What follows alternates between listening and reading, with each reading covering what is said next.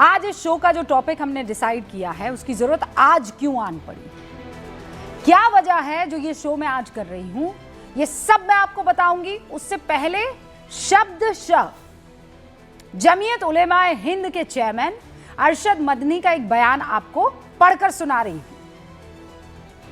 Mamdani New York का mayor बन सकता है, लंदन का मेयर एक खान बन सकता है, लेकिन हिंदुस्तान के अंदर कोई मुसलमान यूनिवर्सिटी का वाइस चांसलर नहीं बन सकता है। बनता है तो उसका हाल आजम खान की तरह होगा। आज देख लीजिए अल फलाह का क्या हो रहा है। जेल में पड़ा हुआ है वो, कितने साल जेल में गुजरते हैं कोई नहीं जानता है। अब मैं चाहती हूं कि अरशद मदनी का ये बयान आप देखें भी और सुने भी। ये तो मैंने पढ़ के सुनाया आपको, अब सुनिए क्या कह रहे हैं अरशद साहब। बात है कि आज दुनिया का मुसलमान एक आदमी न्यूयॉर्क का मेयर बन सकता है, ममदानी लंदन के अंदर मेयर बन सकता है एक खान, हिंदुस्तान के अंदर किसी मुस्लिम यूनिवर्सिटी का कोई आदमी वाइस चांसलर नहीं बन सकता, और अगर बनेगा तो आजम खान की तरह जेल के अंदर जाएगा, इकबाल की तरह औलाद जेल में डाल दी जाएगी। आज देख लीजिए अल फलाह का क्या हो रहा है। गजब हो गया ये तो। ममदानी साहब के लिए मदनी साहब की मोहब्बत आप देख लेते हैं।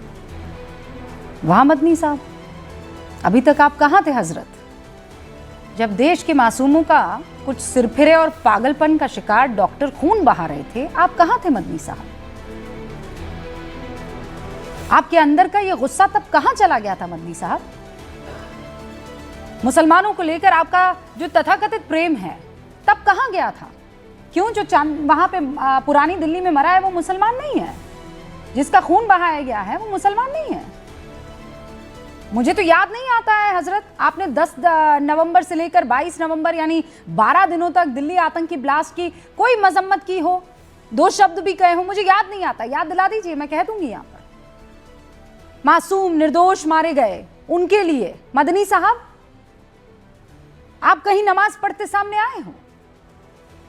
अचानक 22 नवंबर को आप सामने आ जाते हैं और क्या करते हैं आप? क्या करते हैं हजरत? आप विक्टिम कार्ड खेलते हैं। आतंकवाद के नाम पर विक्टिम कार्ड कैसे कोई खेल सकता है? धर्म के नाम पर, मुसलमानों के नाम पर, सियासत के नाम पर, देश के नाम पर, सो कॉल्ड सेक्युलरिज्म के नाम पर आप आरोप लगाते हैं कि सरकार लगातार ऐसा काम कर रही है ताकि देश का मुसलमान कभी सर ना उठा सके। अरे याद कीजिए, वो एनडीए सरकार ही थी जब missile man doctor APJ Abdul Kalam sahab को देश का राष्ट्रपति बनाया गया था, लेकिन उनसे पहले भी देश में 2 और मुस्लिम राष्ट्रपति रह चुके हैं। मेयर याद आ रहा है आपको मदनी साहब, ममदानी, फखरुद्दीन अली अहमद साहब को आप भूल गए, जाकिर हुसैन साहब को भूल गए, उपराष्ट्रपति भी रहे वो। उनके अलावा एम हिदायतुल्लाह, हामिद अंसारी देश के उपराष्ट्रपति रह चुके हैं। मोदी सरकार ने आरिफ मोहम्मद खानी है ना वो, एस अब्दुल नजीर, नजमा हेप्तुल्ला, ये लोग कौन है? ये मुसलमान नहीं है, ये देश के राज्यपाल नहीं है अलग अलग राज्यों के। भारत में ऐसे भी कई मौके आए जब देश की न्याय व्यवस्था का प्रतिनिधित्व किसी मुस्लिम ने किया है, यानी जब कोई मुस्लिम भारत का चीफ जस्टिस बना हो, चाहे वो जस्टिस मोहम्मद हिदायतुल्लाह हो, जस्टिस एम हमीदुल्लाह बेग हो, अजीज मुशब्बर अहमदी हो, जस्टिस अल्तमस कबीर हो। 2 बार तो ऐसा मौका भी आया जब भारत के मुख्य चुनाव आयोग की जिम्मेदारी एक मुसलमान के हाथों में रही है। पहली बार 2010 में जब एसवाई कुरैशी साहब मुख्य चुनाव आयुक्त रहे, दूसरी बार मोदी सरकार में 19 अप्रैल 2015, 5 जुलाई 2017 तक 2 साल से ज्यादा देश के मुख्य चुनाव आयुक्त की जिम्मेदारी एक मुसलमान के हाथों में थी। नाम था डॉक्टर नसीम जैदी। कैसे हो गया ये? एक मेयर को लेकर कि उस देश में मेयर मुसलमान हो सकता है। गिना दिया मैंने कितने मुसलमान हैं।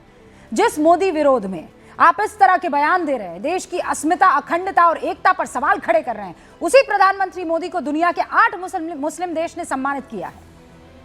पीएम मोदी को जिन 27 देशों ने सम्मानित किया उनमें 8 मुस्लिम है। ध्यान से सुनिए, मुस्लिम है। कुवैत, इजिप्ट, बहरीन, मालदीव्स, फिलिस्तीन, अफगानिस्तान, यूएई, सऊदी अरब, ये वो मुस्लिम देश है जिन्होंने पीएम मोदी को अपने देश का सर्वोच्च सम्मान दिया है। अभी भी आपको लगता है कि आप सही हैं, तो आपको एआईएमआईएम चीफ, वो तो आपके हमधर्म हैं, असदुद्दीन ओवैसी, सुनिए उनका बयान। आपके जैसे कट्टरपंथी सोच पर वो करारा तमाचा है। क्या कह रहे हैं वो? तालीम इदारे में बम बनाने की साजिश की मैं निंदा करता हूं। मदरसे का कमरा नहीं बना सकते जो वो अमोनियम नाइट्रेट लेकर बैठते हैं। धमाके में कितने लोग मारे गए, मुसलमान भी मारे गए, हिंदू भी मारे गए। ऐसी जहनियत के लोगों की मजम्मत होनी चाहिए और खुलकर हमें मजम्मत करनी चाहिए। ओवैसी जी से आपके लाख मतभेद हो सकते हैं, लेकिन जब बारी देश की होती है तो जरूरत ऐसी सोच की और ऐसे ही बयानों की होती है ताकि कट्टर सोच का माकूल जवाब दिया जा सके। और ऐसे में सवाल है आज मेरा, आतंकवाद को धर्म के चश्मे से देखने की जरूरत हम सबको क्यों है? आतंकवाद से लड़ाई में अरशद मदनी विक्टिम कार्ड क्यों खेल रहे हैं? उम्र दराज हैं, बहुत ज़हीन हैं, बहुत उनकी इज्जत है, लेकिन इस मसले पर ये जो उन्होंने किया है कोई साथ खड़ा नहीं हो सकता है। आतंक की असल वजह पर बात करने से आप लोग यानी मदनी साहब जैसे लोग क्यों बच रहे हैं? मैं शुरू कर रही हूं गूंज।